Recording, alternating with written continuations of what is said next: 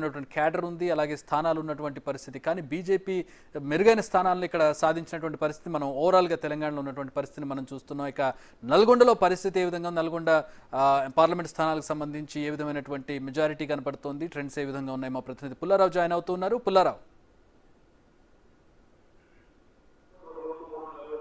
ఉమ్మడి నల్గొండ జిల్లాలో ఉన్నటువంటి 2 లోక్సభ స్థానాలను కూడా కాంగ్రెస్ పార్టీ కైవసం చేసుకోబోతుంది. ప్రజలుగా చూస్తే మాత్రం నల్గొండలో మాత్రం భారీ మెజార్టీ దిశగా కాంగ్రెస్ పార్టీ మాత్రం సాధించిందని చెప్పవచ్చు. ముఖ్యంగా ఇక్కడ కాంగ్రెస్ పార్టీ అభ్యర్థిగా బరిలో నిలిచినటువంటి కుందూరు రఘువీర్ రెడ్డి మొదటి నుంచి కూడా, అంటే ప్రచార పర్వం స్టార్ట్ చేసినప్పటి నుంచి కూడా ఇక్కడ భారీ మెజార్టీ సాధిస్తున్నాను, గతంలో ఉన్నటువంటి రావి నారాయణ రెడ్డి మెజార్టీని తిరగరాస్తానని చెప్పేసి కూడా చెప్తున్న పరిస్థితిని. ఇదే సందర్భంలో నల్గొండ పార్లమెంటు స్థానానికి సంబంధించి ఉన్నటువంటి అసెంబ్లీ సెగ్మెంట్ మొత్తంగా ఉన్నటువంటి 7లో ఆ 7 అసెంబ్లీ నియోజకవర్గాల్లో కూడా కాంగ్రెస్ పార్టీకి గణనీయమైన మెజార్టీ అయితే వస్తుందని చెప్పవచ్చు. ఇక్కడ నల్గొండ కాంగ్రెస్ పార్టీకి సంబంధించి, అంటే నల్గొండ పార్లమెంటు స్థానానికి సంబంధించేసి ఇన్ఛార్జిగా ఉన్నటువంటి ఉత్తమ్ కుమార్ రెడ్డి ఈ యొక్క విషయంలో ప్రత్యేకంగా శ్రద్ధ పెట్టారని చెప్పవచ్చు. ముఖ్యంగా ఫస్ట్ నుంచి కూడా ఉత్తమ్ కుమార్ రెడ్డి ఒకటి చెప్పుకుంటూ వస్తున్నది, నల్గొండ స్థానంలో ఖచ్చితంగా 5 లక్షల మెజార్టీ మేము సాధిస్తామని చెప్పేసి కూడా ఉత్తమ్ కుమార్ రెడ్డి చెప్పినటువంటి పరిస్థితి అయితే ఉంది. సో అదే విధంగా ప్రజెంట్ గా చూస్తే మాత్రం, సిచ్యువేషన్ చూస్తే మాత్రం 4,95,000 ఓట్ల మెజార్టీ ప్రజెంట్ గా రావడం జరిగింది. ఇంకా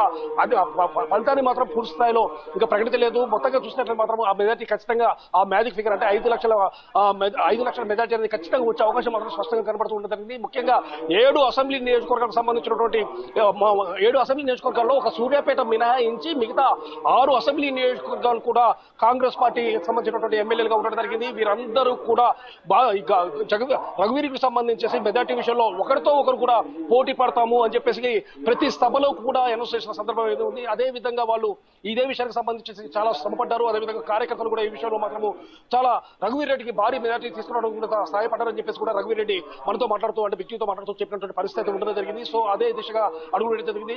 ముఖ్యంగా చూసినట్లయితే ఎవరైతే ఇన్ఛార్జి బాధ్యతలు తీసుకున్న ఉత్తమ్ కుమార్ రెడ్డి నియోజకవర్గం, హుజూర్నగర్ నియోజకవర్గంలో దాదాపు 1,00,000 మెజార్టీ వరకు కూడా రఘువీర్ రెడ్డి సాధించడం జరిగింది. అదేవిధంగా ఆయన సతీమణి ఉన్నటువంటి ఉత్తమ్ పద్మావతి ప్రాతినిధ్యం వహిస్తున్నటువంటి కోదాడ నియోజకవర్గం కూడా 90,000 మెజార్టీ కూడా సాధించడం జరిగింది. మొత్తంగా చూస్తే ఎక్కడ చూసినా కూడా 50,000 మెజార్టీ తగ్గినటువంటి పరిస్థితి నెలకొంది. మొత్తంగా రఘువీర్ రెడ్డి మాత్రము నల్గొండ లోక్సభ స్థానం నుండి భారీ మెజారిటీతో విజయం సాధించబోతున్నాడు. అదేవిధంగా రికార్డు మెజార్టీ కూడా నల్గొండ నుంచి సాధించబోతున్నట్టు కూడా మనకు తెలియవస్తుంది. అదేవిధంగా భువనగిరి